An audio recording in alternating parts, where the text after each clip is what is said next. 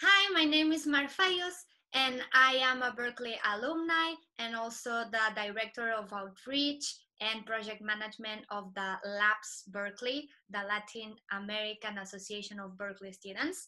And I'm very happy to be here as part of this farewell event that it's going to be the first event that the club is putting together in collaboration with the Latin Music Studies and also Berklee Latino and Berklee Global. So it's an honor for me to introduce you to our guest of honor. We are so thankful that he's here with us.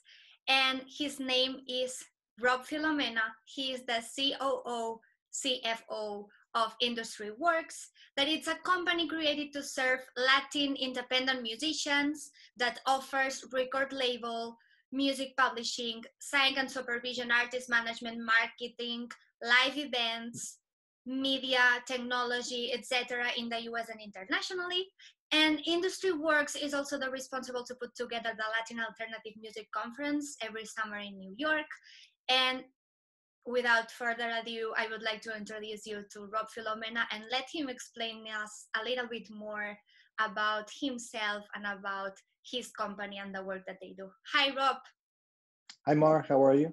Thank you for having us here. We're really happy to be a part of this. I appreciate the introduction. That was very nice.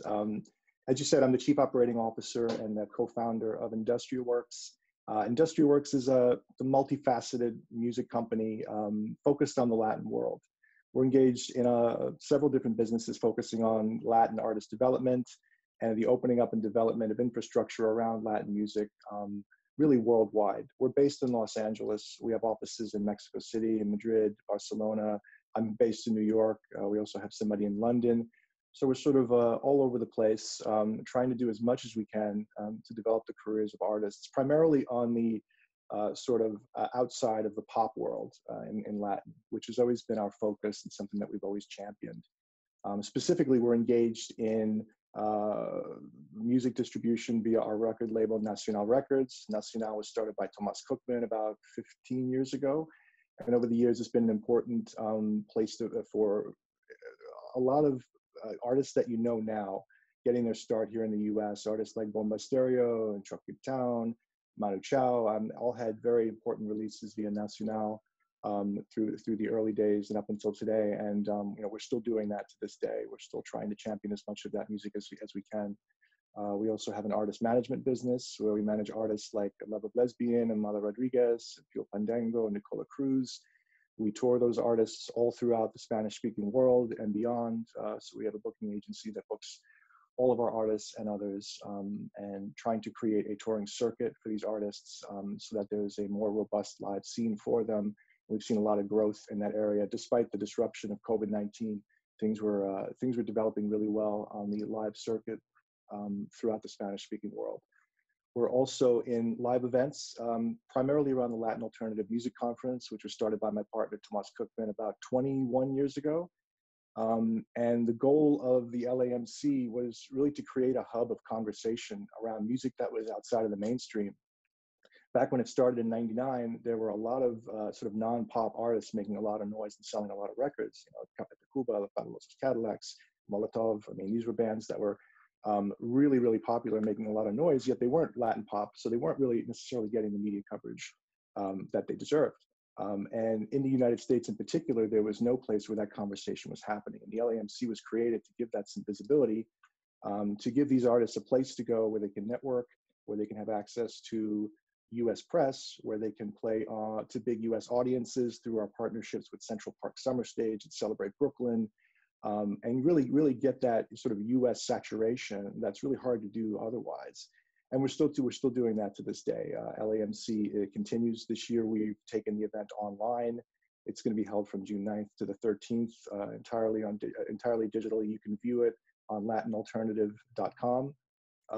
The entire thing will be live streamed. There'll be informative panels over the 5 days, lots of showcases, dozens of artists, we have lots of one-on-one talks with artists that you know, and just lots of really informative stuff for any artist at any stage in their career that wants to learn, specifically from the perspective of Latin music that's really outside of the mainstream. We also have a music licensing business, sync licensing for television, film, and advertising. We have a music production department that's creating new recordings for distribution and for sync licensing, all with a sort of Latin sort of bent to it. So, our mission has always been to find new ways to develop the business for Latin artists. And we've been doing that for about 4 years now as Industria Works. I myself started about 20 years ago in the business, answering phones for a music production company. I was a guitar player, and I decided I wanted to figure out a way to make a living in music. So I started answering phones for a company that produced music for television and advertising. I eventually taught myself how to compose, figured out how it all worked, and started competing for the jobs that my colleagues were getting, and I started winning. So I started writing music full time. I've written a lot of music over the years, eventually transitioned over to the business side and saw a lot of Latin alternative artists, Latin independent artists, specifically from Latin American countries, where there was an exploding music scene, not really having any place here in the US to be heard. And we were working with a lot of Spanish language ad agencies that wanted Spanish language rock. They wanted Spanish language hip hop for their commercials, and they just didn't know where to get it. So we created a business around that. And it was that business that I sort of started and eventually sold to form part of Industria Works along with Tomas and some others. So that's a little bit about us and how we got started and our mission. Yeah, that's amazing. So I would like to ask you a little bit more about how was the experience to create the Latin Alternative Music Conference, and also how has this experience been during the last few years with all the changes that we have been experiencing in the Latin music industry? Yeah, well, it's changed a lot. It's become a much more broad conversation. Back when it started, it was really, there was just really nobody else really talking about this music. And the conference has always championed music that is not necessarily anti-mainstream. It's not a rebellious event at all. It's an event that sort of tries to be ahead of the curve. And it's championed a lot of music that has eventually gone on to become mainstream. And I think Pitbull was at one of the early LAMCs when he was super young. So, it's broadly inclusive from a genre perspective. But it tends to be a little bit ahead of the curve, where sort of the mainstream is not really talking about something yet there is something significant happening and there's an audience out there for it. LAMC is a place where those people can come and network and get to know each other. And it has changed over the last few years. We've seen a lot more attention on Latin. I think that's something that's broadly known, that Latin music is now global. And the LAMC has increased in relevance as a result, because, we are an institution. We have been here a long time. We're not just sort of popping up out of nowhere to capitalize on the moment. So the LAMC has a lot of legitimacy in the conversation because of its longevity. Yeah, no, that's great. I had the privilege to go there last year, and it's amazing the incredible amount of information and panels and artists and concerts and networking that you can do in very few days. So I want to congratulate you for the amazing work, especially if you are an Latin alternative artist that you are trying to get started, as some of our graduates are doing right now. So thank you so much for doing that. Well, I'm still amazed that it comes off. It really is a credit to Tomas, who founded it. It really is consistent with his vision from the beginning. I'm still amazed that it comes off every year. And as we have meeting after meeting and panel after panel with top people in the industry, with artists from all over the place who carve out their schedule and make travel plans to come to New York, it really is amazing how it comes together every year. Thank you. So now I would like you to talk, if you can, a little bit about your point of view from the music industry perspective, how you see the Latin industry right now, and what are the challenges that our students that are graduated can face when they just go out to the real world and they try to start working in the music industry in Latin music? Well, specifically related to Latin, I think there's challenges and opportunities across the whole industry, but specifically in the Latin world, if you're an artist, it's hard to differentiate yourself within Latin, because Latin is sort of a catch-all umbrella that there's not really a broad, wide understanding of it beyond, say, folkloric music or Latin pop. I think if you say you're in Latin music, people think you have your charango and your pan flutes, or you're a salsero, or you're Shakira. I don't think that people understand how broad and diverse it is. So I think defining yourself within that genre in a way that people can understand, and that finds an audience, I think is always been a challenge, and I think it will continue to be. I think about all the genres that are crammed into Latin music.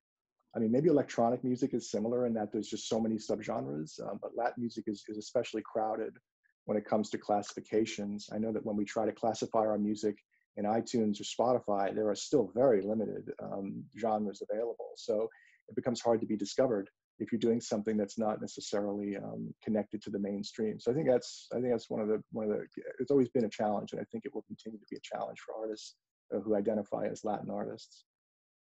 And what do you think that are the main opportunities or the positive side of the changes that the industry has been experiencing? I mean, the opportunities are numerous. I mean, it's a great time to be a creator right now. I mean, it's obviously there's a bigger audience than there ever was for your music, specifically for Latin. Latin is now a global genre. It's widely accepted in countries where it was previously either unknown or just not really accepted. Spanish language lyrics are tolerated at a much higher degree in places you would never expect, including the US. You hear mainstream top 40 radio playing Spanish language lyrics. That's not something that was that common years ago. Now it's extremely common. And you have a flat and open market for yourself. I can't tell you how many artists we work with that find these pockets of fans in places that they never expected, because they have access to distribution, and anyone who's on Spotify has access to everything. Things used to be very regionally defined. Music used to have a very hard time exporting to other countries, specifically from places like Latin America. It was really hard to export because things were so different from country to country. They had language similarities, but there were so many cultural differences and musical differences that made it really hard for that stuff to export. You're really not seeing that anymore. Now it's really just completely flattened. So I think the opportunity to reach a wider global audience is there for everybody. There are a lot less barriers right now in the industry. And certainly Latin has been a huge beneficiary of that, and is essentially redefining the way people are listening to music. So it's a powerful moment for Latin now that new Latin artists can ride and build off of. Yeah, that's great to hear. And also, I would like to ask you a question that I think that most of our graduating class is actually having right now. That is, if they want to get in touch with you because either they want to apply for internships, or they want to work with you in the business side, or they want to write music for you, or maybe present themselves as an artist, how can they do it? Like, what are the channels that they have in order to get in touch with you, and what are the materials or the kind of profiles that you are looking for? I mean, we bring on interns all the time. We've actually brought on Berklee grads. We've done intern partnerships with various schools. So there are always, chances for us to bring in students or recent grads in some capacity. So, and we're always on the lookout for, for sort of bright young minds. They can email us directly at info@industriaworks.com, send their CV. If they're a creator, they can send a reel or some samples of their music. We review everything. So, there isn't always an opening for everybody, but we review everything that comes in. So, we encourage everybody to try to get in touch with us. We are available and interested. Awesome.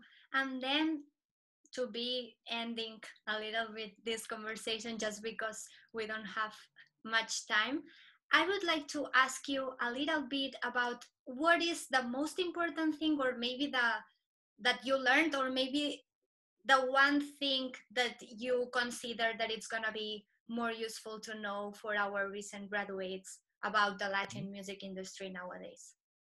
Well, I would say, maybe there's a couple things that I would say. I mean, the first is a general comment about anyone that's either studied music or studied music business. As you graduate, you tend to see it as sort of the ending of something. And it's really important to take the long perspective that it really is the beginning of the beginning, more so than the end.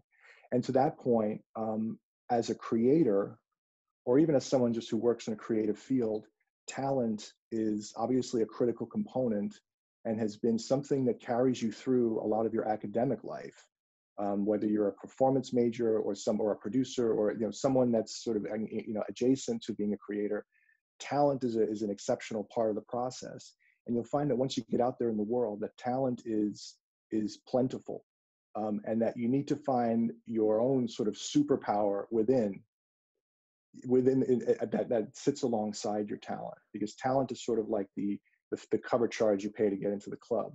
Once you're inside the club, you've really got to figure out, why you're there and someone else isn't. So figuring out what your differentiating superpower is, I think, is something that every graduate should be focused on from day one, because talent is a critical ingredient, but it's not enough. And then I would say, as a word of encouragement, I mean, the people that are graduating right now are entering the music industry at a time like no other. I mean, I think the graduates right now would probably have been born in the late 90s, and the music industry was in decline in the 90s. So they're in their entire lives, the music industry has not been growing the way it is right now. So it's literally been a generation since the music industry was growing the way it's growing right now. So they really have a once in a generation opportunity to make an impact on the music as it's on this upward swing. So it's an amazing moment to be getting into the music industry right now. And what's interesting also is that it's not limited in the way that it was 25 or 30 years ago, where anybody who wanted to get into the music industry wanted to either be A&R or a manager. Now you can be a technologist. You can be interested in machine learning and really disrupt the music industry. There are just so many ways in now that it's as open as it's ever been, and it's growing. And it's an amazing time to be getting into the music industry. That's amazing to hear. So thank you so much, Rob Filomena, for being with us today in this farewell event, and congratulating the class of 2020 of the Berklee College of Music, especially the Latin community. And then we really hope that we are going to be able to continue to collaborate not only with you, but also with your company and with your initiatives in order to give the opportunity to some of our students and graduates to be in touch with the real world and also with the initiatives that you put together. So thank you so much. And we hope that we are going to be able to have you soon with us again. Thank you, Mara. I appreciate you having me, and we're here. So look forward to working together again soon. Thank you. Bye. You take care. Bye-bye.